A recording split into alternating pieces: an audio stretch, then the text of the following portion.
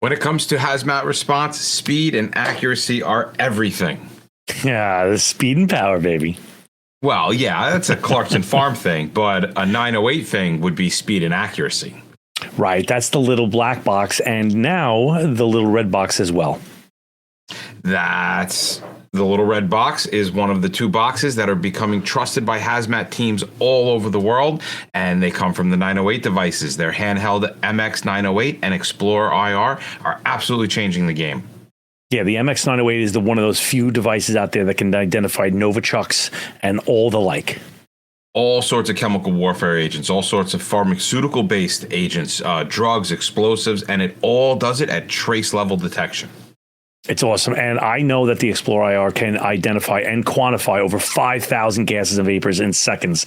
And that's going to change the game.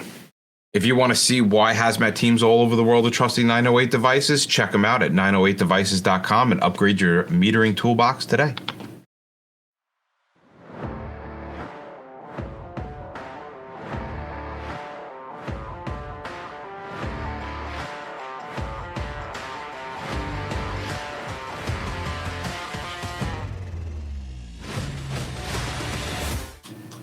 Back. Hey, everyone. What's back? Up?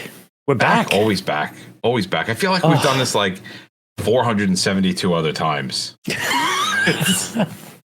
kind of. We are getting another couple podcasts ready. If you haven't checked out Jake and Hazard Class, just go subscribe to that on any place you get these podcasts.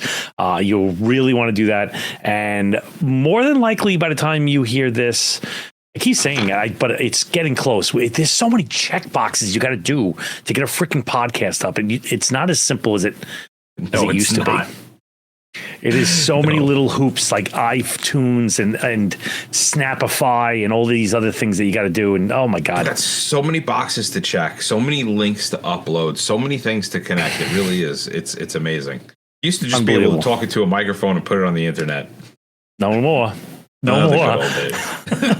But yeah, if you are listening to this, there's only a couple weeks left for the AFG, which is the Assistance for Firefighters Grant, and the application is only open till December 20th, 2024. So if you need money for training, get in touch with us. We seem to have a huge pipeline that's wide open. So reach out to us at info@thehazmatguys.com to find out which courses are covered and how to connect with the grant specialist that we have on staff. So Marburg. Yes. I'm interested. So there's always stuff kind of going on in the world in a biological form. Now, not to toot our own horn, right? But we did talk about COVID in February of 2020. We actually recorded that in January of 2020. So we were just a little bit ahead of the curve. Now, I'm not saying that Marburg is going to be the next COVID by all stretches of the imagination.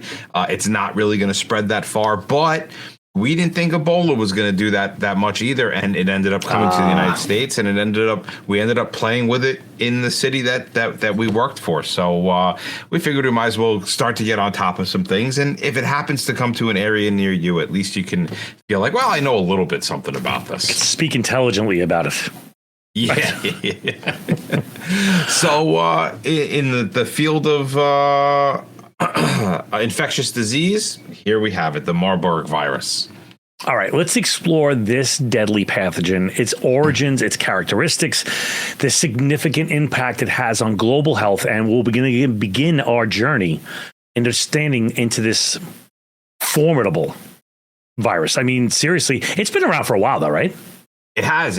I mean, back in 1969, there were some lab workers in Marburg and Frankfurt, Germany, which is where it gets its name, and they fell ill to a mysterious illness. And the common thread was a link in these cases, and that was the green monkey that was imported from Uganda for lab use. So here we have all these laboratory workers from different areas, and their associated link is an animal.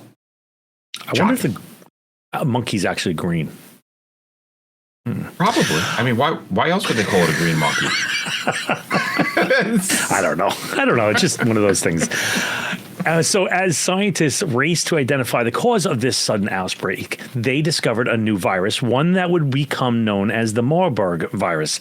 And this discovery not only added to a new pathogen to our lexicon of infectious diseases, but also opened up a new chapter of our understanding of viral hemorrhagic fevers. The Marburg virus, as we now know, belongs to the Filoviridae family. Well, it sounds like a nice villa somewhere in Florida. Oh, yeah. All right. I got a timeshare there. This family is home to some of the most feared viruses known to mankind. It includes the Ebola virus, which is a close cousin. Both the Marburg and the Ebola are RNA-type viruses, and their characteristics to give them the name Philo, F-I-L-O, means thread-like in Latin. And if you look at these under the microscope, they have these thread-like filaments that come out of them. Now, these viruses are remarkable in their structure because under an electron microscope, they appear as long filaments, like Mike said, particles, like sometimes straight, sometimes curved, sometimes branched. And this unique shape is part of what makes them so effective at invading a host cell and replicating rapidly. So how close is the Marburg to the Ebola? Well, they're very, very similar in a lot of regards. Both viruses are wow, I'm not going to be able to talk hemorrhagic. Today. I feel like I say that every episode now. Like I can't talk. I think I'm having a stroke. That's what happens when you retire, apparently. Hemorrhagic fevers. They're both hemorrhagic fever viruses, and that's fever and bleeding. Kind of how you end up dying is you just kind of bleed out from all over the place. Now, they share several characteristics that make them both formidable pathogens. Firstly, both Marburg and Ebola cause similar symptoms and disease progression. The initial symptoms can be mistaken for other tropical diseases, making the early diagnosis really hard to do. Yeah, and as this disease progresses through, both viruses can lead to severe bleeding, organ failure, shock. Secondly, their transmission methods are fairly comparable. Both spread through contact with bodily fluid and from infectious individuals and contaminated surfaces, dead bodies, things along those lines. Now, this is a similarity in transmission routes that has important implications for infection control measures. Thirdly, and perhaps most alarmingly, both viruses have high fatality rates. On average, about 50% of those infected with either one of those viruses do not survive. Yeah, but now when we look at things like, survival rates, there's a couple different variables, depending on the specific outbreak and the available medical care, right? Both Marburg and Ebola have a remarkable ability to evade human immune system. They can produce proteins that dampen the immune response, allowing the virus to replicate throughout the body pretty rapidly. This ability to outpace our natural defense is part of what makes this virus so dangerous. Now, let's turn our attention a little bit to how the Marburg virus spreads. Understanding to transmission is one of those things it's kind of important for preventing the outbreaks and protecting both healthcare workers and the general public. The natural reservoir for Marburg virus is believed to be the Egyptian fruit bat, specifically the Rusitz aegypticus. Goddamn bats. Like, are we serious? It's always people have a fear of bats. Soup. People have a fear of bats, and they should fear them, but not for what people think they should fear them for. These things are always carrying just something. Making a nice bat stew upstairs. I'm going to have to put it out now. That's no good. Well, if you cook it, it's fine. It's when you try to pull it right off the bat, right? Good point. These bats are carrying viruses without showing any signs of an illness. That's kind of what defines a host animal, making them the perfect host for the viruses in nature. Human infections typically begin when people spend prolonged periods of time in mines or caves that are inhabited by these bats. Right. And now this is why many Marburg outbreaks have been linked to mining activities in areas where these bats are common. Once the virus enters the human population, it can spread from person to person through several routes. And we saw this with Ebola, right? Direct direct contact with blood, secretions, organs, or other bodily fluids from an infectious individual can allow the virus to jump from one person to another. And contact with surfaces or materials contaminated with the blood or fluids, such as bleeding or clothing. And as we saw with Ebola, a lot of the spread was due to unsafe burial practices. And these burial practices exposed individuals to infectious bodily fluids during the burial, during the prepping, during the burial, during the carry. Everybody was touching some part of the dead person and spreading Ebola. Now, it is important to note that the Marburg virus is not airborne. It doesn't spread through casual contact, simply being in the same room as an infected person. I don't even think it would do it by handshake unless you had like open cuts. But this is an important characteristics for the infection control measures. Now, harken back to COVID, where everybody was losing their shit about how are they going to get it. This one is through wet contact. Right. Pretty much. That's it. That's it.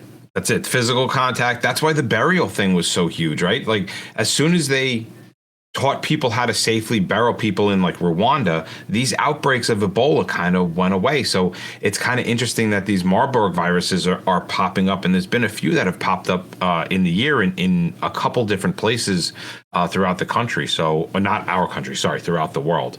But let's say you did have somebody that was sick, or you yourself happened to get sick. What's going to happen? Well, you start off like all viruses with an incubation period. And the incubation period it's from the time that you are infected to the time that you start seeing symptoms. And this can range anywhere from 2 to 21 days. Hey, did you know in 2022, there were 748 preventable HazMat incidents in the United States alone? As a responder, top priority is safety and efficiency, but without proper training, your team's competency is severely at risk. See, us here at the HazMat Guys, we're going to bring tens of thousands of hours of hands-on experience to elevate your team's skills. Our training is customized just for you, using the best equipment and techniques available. 3 easy steps can get it done. Call, make a schedule, customize your training plan, and then, of course, just begin the best in-house training available. Yeah, don't risk settling for instructors with theoretical knowledge. Secure your spot now, because our training slots for the upcoming quarter are almost booked. And as a bonus incentive, any class booked from now until the end of the year will receive complimentary premium subscriptions for everybody that comes to the class. We are right around the corner from launching a brand new app for responders. It's going to be available in the Apple and the Android Play Store. This app is going to have access to all of our audios and video podcasts, essential links, and interactive training tools all in one place. And mark your calendars for February 3rd to the 5th of 2026. Join us at the Southernmost HazMat Conference in beautiful Key West, Florida. Connect with industry experts, learn from the best in the field, and enhance your HazMat materials mojo. So train differently. Visit thehazmatguys.com/hire us to book your training. Keep an eye out for the new app, which is going to be huge. Register for that conference and begin your transformation today with the HazMat Guys. Now, this long incubation period makes a challenge for the tracing to like patient zero, right? Because you could have touched this person anywhere from 2 to 21 days before. And now trying to find that person is going to be really hard. This disease typically begins abruptly with a high fever, and patients often describe a feeling such as they've been hit by a truck. The initial symptoms include severe headaches that don't respond well to pain medication, extreme fatigue that can be debilitating, and muscle aches and pains throughout the whole body.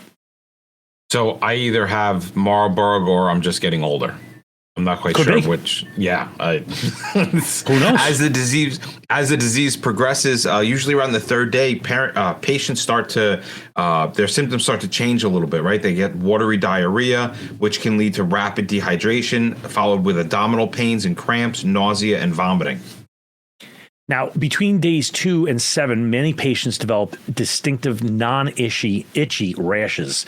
This rash is often described as a red rash with small raised bumps similar to measles, and it typically appears first on the trunk and then spreads to other parts of the body. Now, I have read through various blogs that I'm involved in is that it looks weirdly like bed bugs. Really? Like the bites of a bed bug?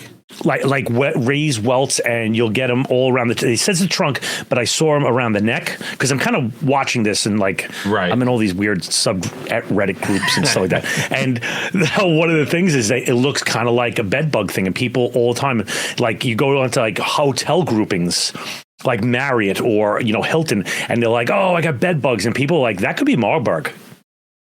And I'm That's good information for somebody that has Ebola or thinks they have Ebola, that they don't have Ebola and bed bugs. At least they just have the Marburg, right? Like those bed bugs are going to be dead soon because that guy's got Marburg. Hemorrhagic bed bugs. Oh my God. Those poor things. Little bugs bleeding out from their eyeballs.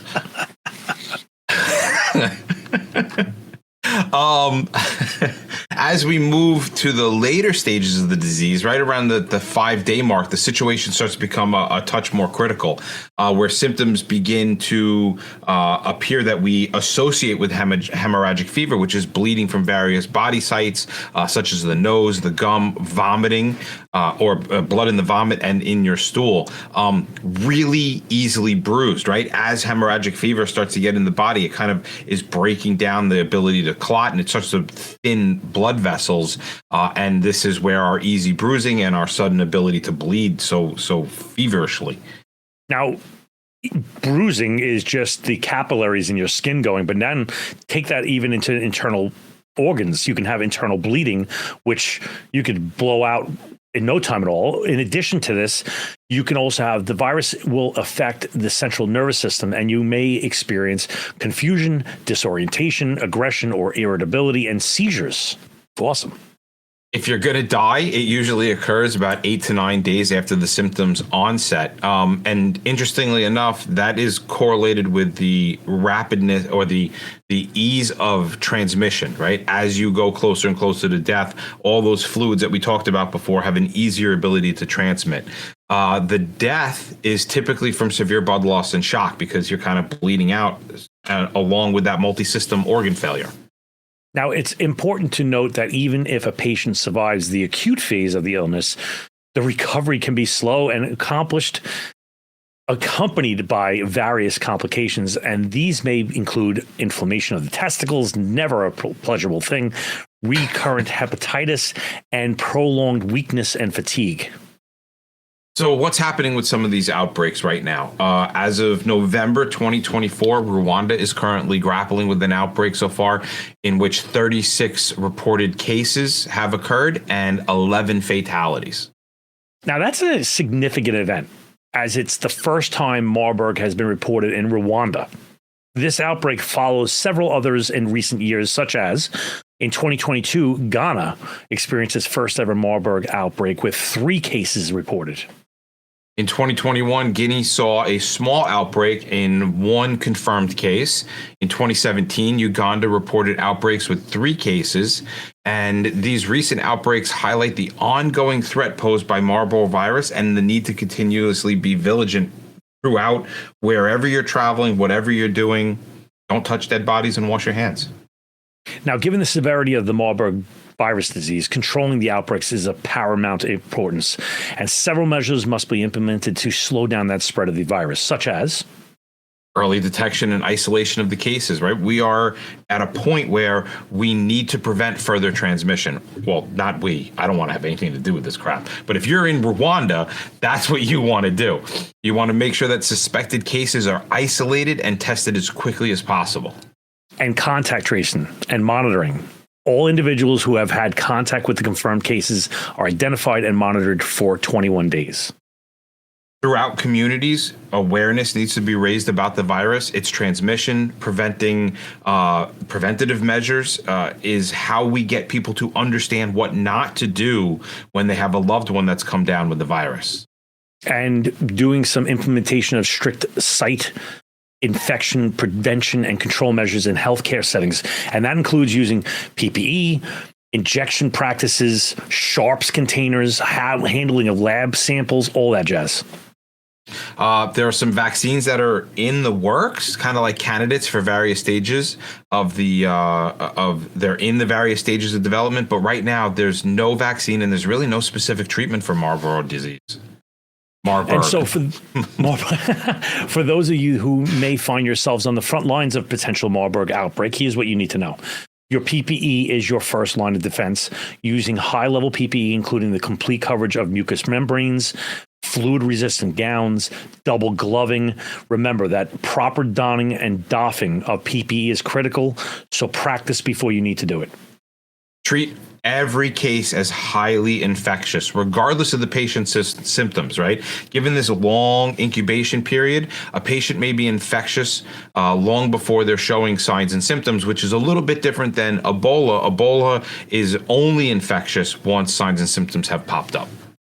And do those, again, we just came out of COVID, so you kind of remember this stuff, is have the isolation procedures. Like you should be isolating patients and doing that clean man, dirty man kind of thing. Yeah. Right? Handle bodily fluids with a fire hose from a distance. I don't know what to tell you. Like, just don't touch it. Don't go near it. That's how you're going to make sure that in reality, you want to stay away from those body fluids because they are so incredibly infectious. We want to do our decon. We want to do all proper things.